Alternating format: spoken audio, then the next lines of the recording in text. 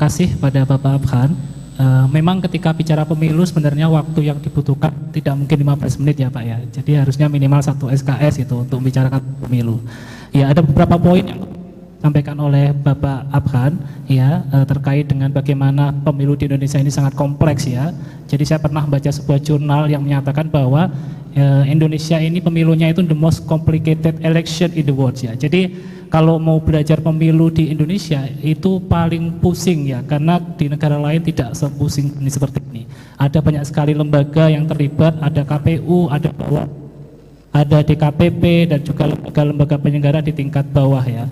Kemudian tadi juga Bapak Han menyatakan bahwa Bawaslu ini sebagai sebuah lembaga penyelenggara pemilu yang punya beberapa fungsi, ada fungsi pencegahan, ada fungsi pengawasan dan juga fungsi kuasi peradilan.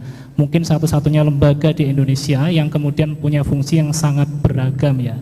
Dan kemudian juga tadi Bapak Han menyampaikan pesan pada semua mahasiswa untuk kemudian menghindari politik transaksional, bagaimana kemudian memilih didasarkan pada hati nurani karena ada tawaran-tawaran dan juga tawaran-tawaran materi. Mungkin itu saja. Untuk sesi berikutnya adalah sesi tanya jawab. Mungkin silahkan nanti dari teman-teman mahasiswa yang ingin memberikan pertanyaan pada Bapak Bawaslu atau ada kegelisahan ya terkait dengan materi-materi atau terkait dengan problematika pemilu yang ada di Indonesia. Mungkin untuk sesi pertama ada 3 penanya, silahkan mungkin silahkan. Oke, silahkan Mas yang silahkan maju ke depan mungkin, atau di situ silahkan, nggak apa-apa. Diperkenalkan namanya ya mungkin Mas, silahkan. Assalamualaikum warahmatullahi wabarakatuh. Sebelumnya perkenalkan, nama saya Jagat Sultan Kedelizaka, saya dari jurusan Hukum Tata Negara. Pertanyaan saya ini berkaitan dengan kegelisahan saya bersama dengan tim ketika mempelajari mosi debat saat mengikuti kompetisi debat Bawaslu penegakan hukum pemilu antar perguruan tinggi se-Indonesia tahun 2022. Yang ingin saya tanyakan kepada Pak Abhan, dalam Undang-Undang Nomor 7 Tahun 2017 tentang Pemilu tidak diberikan limitasi waktu yang jelas kapankah Bawaslu dapat mengadili atau tidak mengadili pelanggaran administratif dalam konteks membuat keputusan Bawaslu. Namun, ketiadaan pembatasan tersebut pada hakikatnya telah diselesaikan oleh Bawaslu, hanya saja dalam konteks pilkada atau pemilihan kepala daerah, yakni diatur dalam Peraturan Bawaslu Nomor 9 Tahun 2020, Pasal 13 Ayat 2 yang menyebutkan bahwa laporan pelanggaran administrasi pemilihan TSM harus disampaikan sejak tahapan penetapan peserta pemilihan sampai dengan hari pemungutan suara.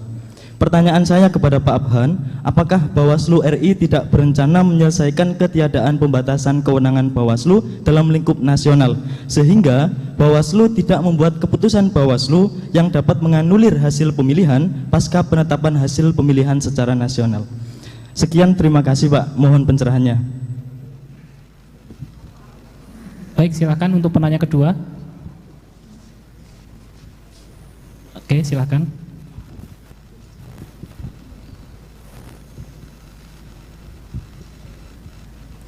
Sebelumnya, Assalamualaikum warahmatullahi wabarakatuh. Melanjutkan apa yang menjadi pertanyaan penanya sebelumnya, perkenalkan saya Adriana Delana Sution, semester 2 dari jurusan Hukum Keluarga Islam, yang juga merupakan tim debat dari UIN Sayyid Ali Rahmatullah Tulungagung. Saya hendak menanyakan terkait negara Indonesia merupakan negara hukum yang mana segala tindakan atau keputusan berlandaskan pada peraturan perundang-undangan. Dalam Undang-Undang Nomor 7 Tahun 2017 tentang Pemilu, Bawaslu memiliki kewenangan untuk mengeluarkan putusan tentang pelanggaran administratif. Lantas, bila mana Bawaslu mengadili pelanggaran administratif pasca pemungutan suara, sedangkan pasca pemungutan suara ada lembaga lain yang memiliki kewenangan dalam sengketa hasil. Hal tersebut tentu berpotensi untuk menciptakan ketidakpastian hukum bila mana ada 2 putusan berbeda dalam satu perkara. Nah, kira-kira bagaimana upaya Bawaslu dalam mengatasi permasalahan tersebut sehingga dapat tercipta kepastian hukum? Terima kasih. Oke, untuk penanya ketiga, silakan mungkin dari baris ini. Oke, silakan Mbak.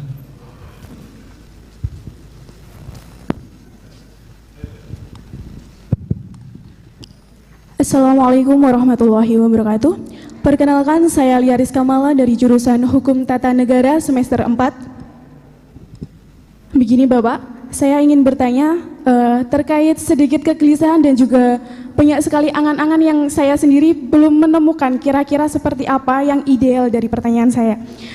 Menindaklanjuti tentang pembentukan Badan Peradilan Khusus Sengketa Pemilu, di mana hal tersebut telah diamanatkan dalam Undang-Undang Nomor 10 Tahun 2016, Pak. Yang mana sejauh ini, sependek pengetahuan saya, belum ada tindak lanjut terkait pembentukan badan tersebut, Pak.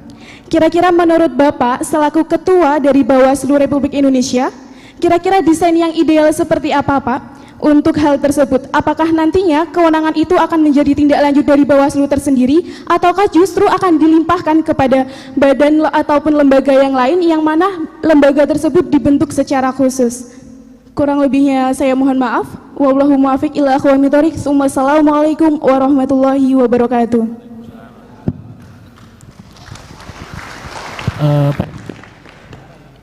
Tiga penanya dulu, mungkin untuk Bapak Afan silakan untuk bisa dijawab pertanyaannya.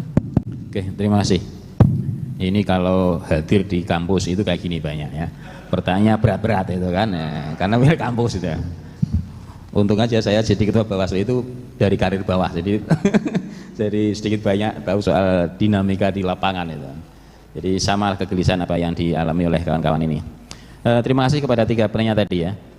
Yang kedua saya kira soal pelanggaran administratif.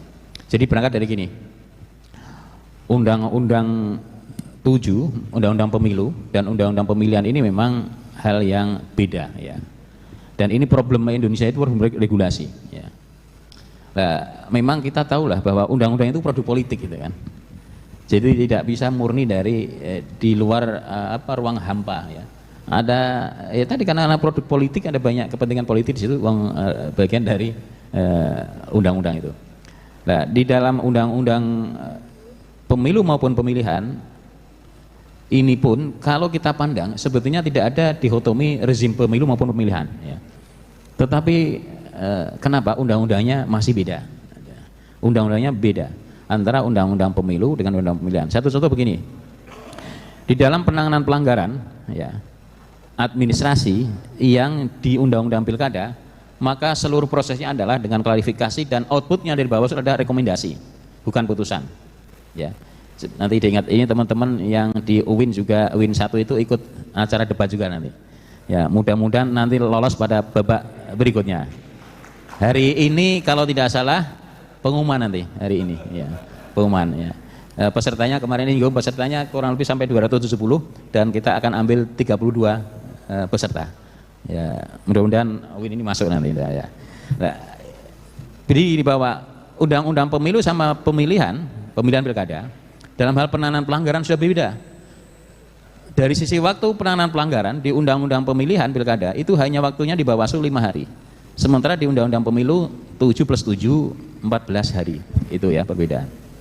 Yang kedua tadi saya katakan bahwa penanganan pelanggaran administrasi di undang-undang pemilihan pilkada outputnya adalah rekomendasi, prosesnya klarifikasi bukan adjudikasi.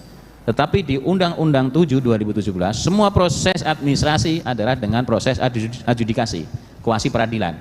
Jadi disidangkan dua belah pihak pengadu mana, teradunya KPU ya teman-teman Bawaslu provinsi itu jadi yang mulia, bahasanya bagi yang mulia karena jadi hakim yang memeriksa.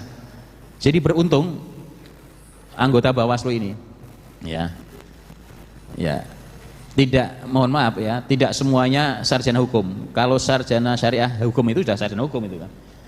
Ada yang sarjana ekonomi, ada sarjana perikanan, ada peternakan, jadi Bawaslu karena punya fungsi kuasi peradilan ya jadi hakim itu. Nah, kalau di Undang-Undang 7 2017 maka prosesnya adalah kuasi peradilan ya, kuasi peradilan adjudikasi, maka dengan proses sidang adjudikasi itu ya. Nah, yang berikutnya di Undang-Undang Pilkada memang hanya ada satu proses administrasi, pelanggaran administrasi yang dengan proses adjudikasi, yaitu manakala terjadi money politik yang terjadi dilakukan secara terstruktur, sistematis dan masif. Di Pilkada kalau ada dugaan pelanggaran yang administratif, money politik administrasi yang TSM itu bisa dilakukan dengan adjudikasi. Nah, saya ingin menjawab yang tadi pertanyaan kenapa Bawaslu membatasi bahwa money politik yang TSM ini dibatasi sejak kampanye atau ya sampai pada hari pemungutan terakhir. Karena apa? Kalau ini tidak dibatasi, pihak yang kalah itu mau lapor aja ke Bawaslu, nggak selesai. Mau carilah ada mana yang salah.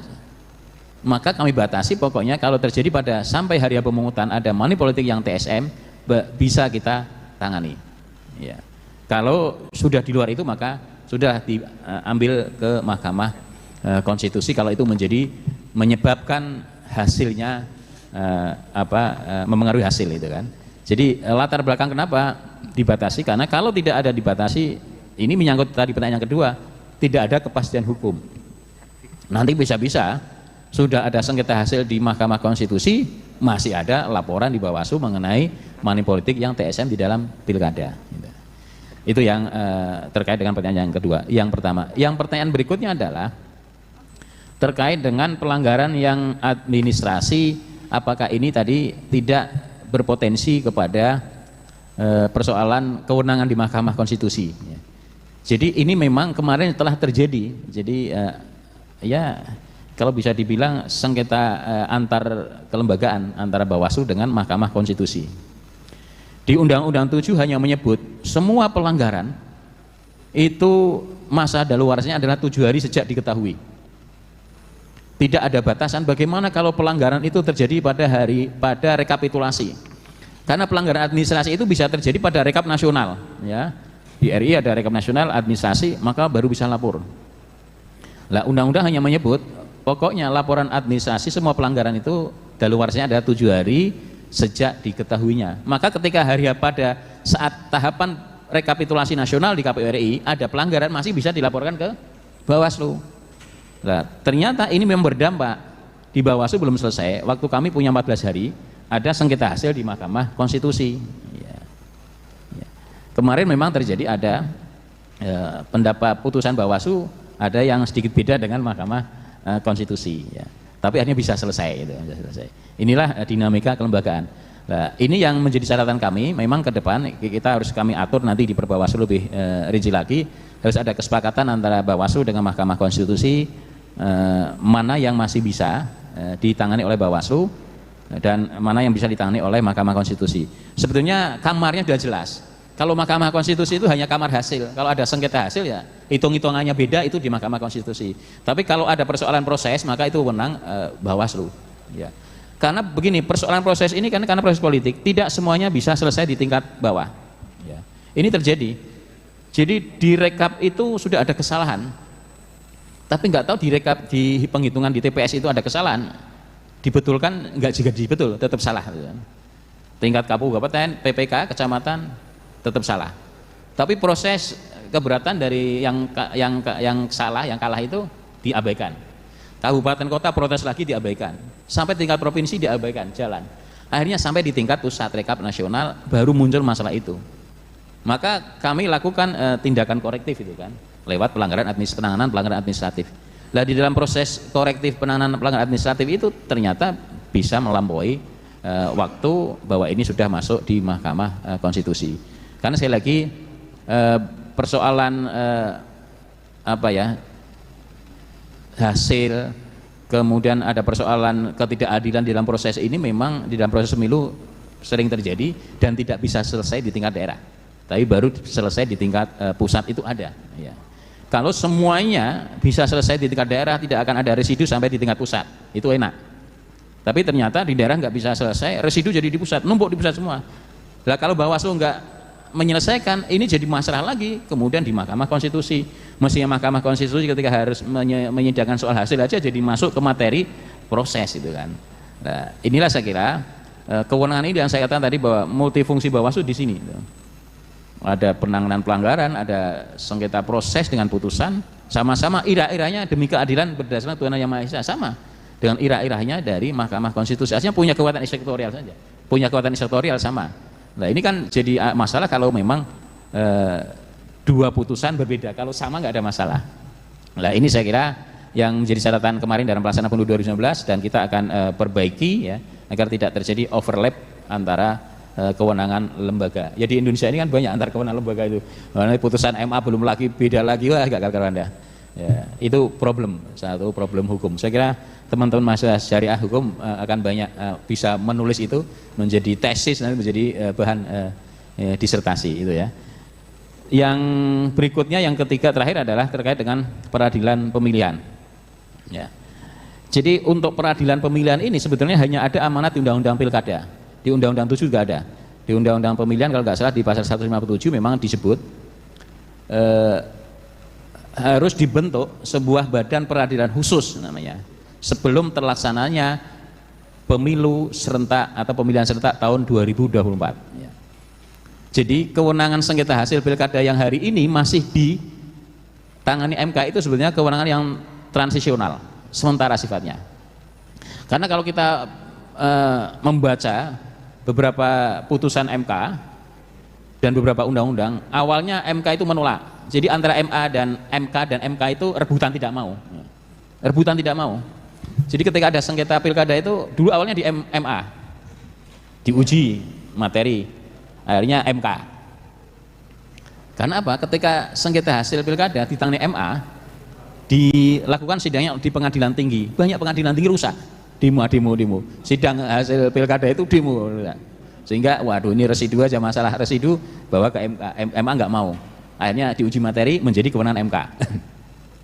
MK diuji materi lagi, balik lagi ke MA balik lagi ke MK lagi. Jadi ada 4 kali transisi perubahan-perubahan itu. Jadi bahwa sebetulnya hari ini memang kewenangan yang transisional soal yang pilkada. Kalau yang pemilu sudah jelas, Undang-Undang MK sudah menyebut kewenangan Mahkamah Konstitusi, legislatif, sengketa DPD dan Pilpres adalah kewenangan Mahkamah Konstitusi. Nah, yang pilkada ini memang di undang-undang harus dibentuk lembaga peradilan khusus. Nah, amanat Undang-Undang 10 2016 memang sebelum dilakukannya pemilu 2024. Nah, ini jadi masalah. Ini pemilu 2024 tinggal ya 2 tahun lagi. Tapi belum ada gerengseng pemerintah negara mau bentuk peradilan ini. Ini mungkin nanti akan timbul masalah lagi itu kan. Ini apakah kewenangan Mahkamah Konstitusi lembaga yang ambefuk atau enggak, berwenang enggak itu kan. Ketika pasal itu menyebut semacam itu harus dibentuk lagi. Nah, nanti biar dipikir itu kan sama yang lain, apakah harus ada perpu atau apa ya, kalau ini masih menjadi kewenangan Mahkamah Konstitusi. Tapi kalau harus dibentuk lembaga baru, nggak cukup 2 tahun ini membuat lembaga baru. Saya ingat Undang-Undang Peradilan Tata Usaha Negara, dulu kan nggak ada namanya Peradilan Tata Usaha Negara, nggak ada ya. Undang-Undang Tata Usaha Negara 86 nggak salah, nomor berapa lupa ya, 586 ya, 586 itu pembentukan proses 5 tahun baru eksis pun sekarang belum semuanya ada. Pengadilan TUN Tata Usaha Negara ini kan tidak semua di pengadilan negeri ada, masih ada di provinsi. Itu yang sudah sekian tahun, sejak 86. Nah, apakah semudah itu membentuk peradilan khusus pemilihan ya. Memang idealnya, kalau mau bicara ideal lagi, kalau akan dibentuk lagi lembaga peradilan khusus pemilu, ya pemilihan sekaligus pemilu, ya, seperti di Meksiko, ya. Maka cantolannya harus ada di Undang-Undang Dasar. Kalau cantolan Undang-Undang Dasar harus ada amandemen segala macam, panjang lagi itu. Karena lembaga yudikatif itu yang ada di Undang-Undang Dasar hanya 2, di MA atau di MK. Jadi kalau peradilan ini mau dicantolkan, ya kalau nggak dicantolkan di MA atau di MK. Kalau mau menjadi badan peradilan yang mandiri, maka harus ada di Undang-Undang Dasar, ya maka formula awal ya harus amandemen kan gitu kan. Itu. Jadi ini memang masih satu persoalan ya. Paling dekat adalah ya tetap kembali aja silakan lagi ke MK itu kan. Kalau dalam relatif waktu yang 2 tahun 3 tahun ini nggak akan mungkin. Kalau Bawaslu yang menjelma menjadi badan peradilan pemilihan, undang-undang tidak menyebut itu. Ya, Undang-Undang 7, Undang-Undang 10 nggak menyebut itu kan. Maka harus ada revisi undang-undang. Maka nggak ada undang-undang lagi. Ya, maka dalam kondisi semacam ini, menurut pendapat saya ya paling tepat, ya paling efisien, paling ya cepat ya ke Mahkamah Konstitusi. Hanya satu pasal yang 157 di Undang-Undang 2016 itu yang menyebut transisional, yang 2024 terbentuk itu ya mungkin di apa ya, di perpu atau di apa itu kira-kira. Saya kira itu ya. Nah, terima kasih. Assalamualaikum warahmatullahi wabarakatuh.